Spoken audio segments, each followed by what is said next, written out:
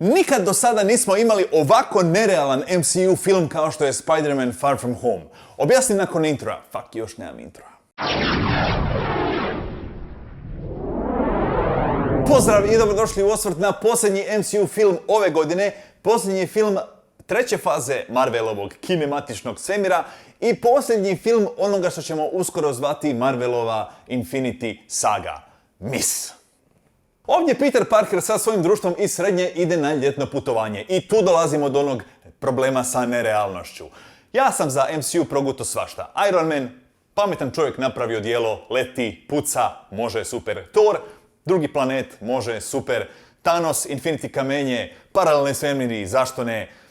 Doctor Strange, magija, može, super. Guardians of the Galaxy, rakun priča, drvo priča, svi pričaju, neka pričaju, može, nema problema. Međutim, koja to srednja škola šalje svoju djecu na ljetni odmor preko oceanskim letom 10 dana po Europi iz Amerike? Pa vi meni recite koja je to škola da ju ja sad odmah upišem.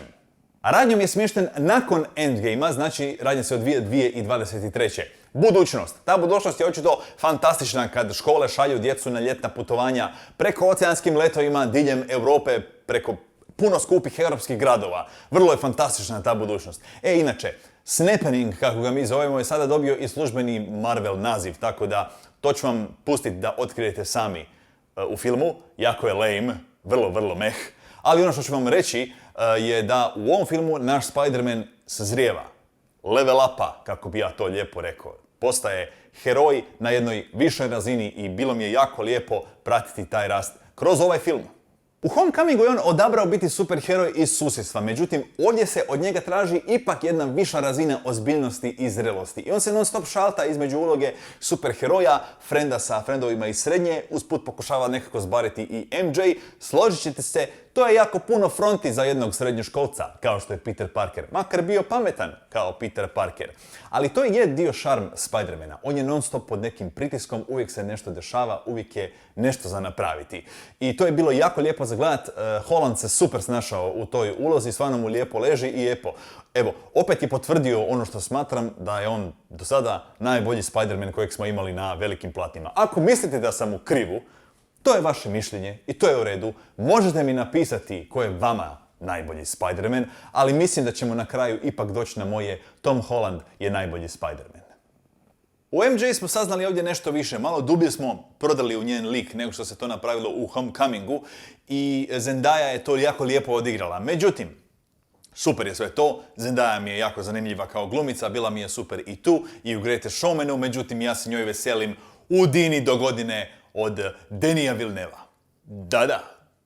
Jake Gyllenhaal, kako se to ime točno izgovara, ja sam provjerio, možete i vi ako vam se da, ovdje glumi Misterija, ili kako bi Italijani rekli Misterio, i jako je dobar, jako mi se svidio, uglavnom nemam tu šta reći, on je stvarno karizmatičan glumac, bio je fantastičan u Nightcrawleru. Ako niste gledali Nightcrawlera, obavezno si to stavite u zadatak, mislim da vam neće biti zao. Jako mračna drama, ali stvarno vrijedna vašeg vremena. I ako niste znali, naš Gyllenhaal je skoro glumio u Spider-Manu 2. Naime, Tobey Maguire se na snimanju Seabiskita, kojeg je snimio valjda nakon prvog Spider-mana, povrijedio. I bilo je pitanje uopće hoće li on biti u stanju odglumiti u Raimijevom nastavku. I jedno od imena koje se spominjalo za njegovu zamjenu je bio naš Jake. Tako da eto, skoro ga je igrao, ali od skoro nema kruha, kao što znamo. I ono što me zanima, ja nisam čitao Spider-Man stripove, ne znam kakav je Misterio u njima. Ako vi znate, ako ste čitali te stripove, napišite mi to u komentare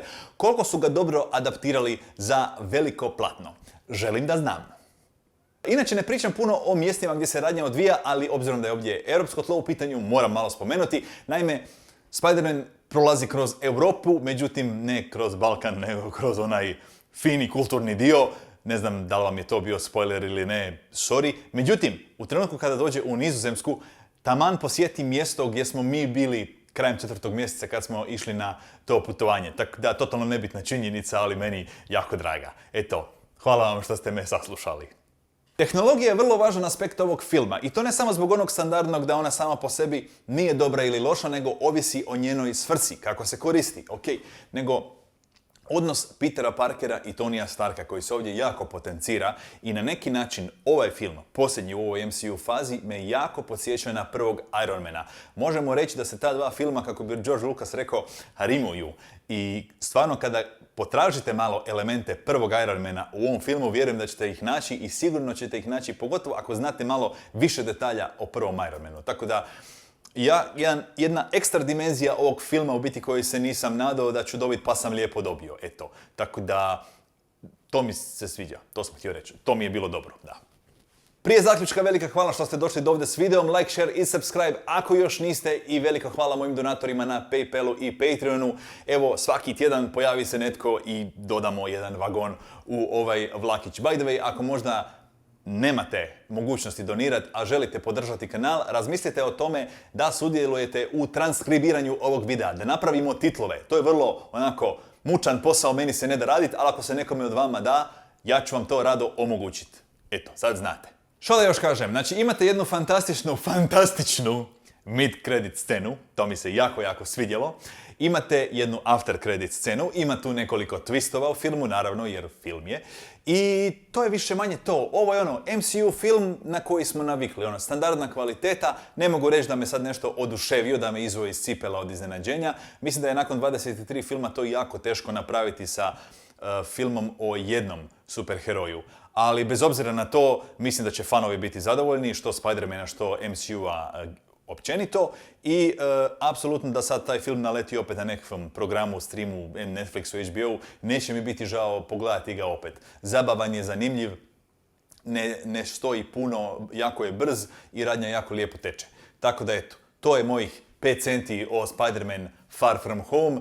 Vaše mišljenje naravno napišite mi u komentare i to je to. Vidimo se do nekog sljedećeg puta. Hvala lepa, laku noć!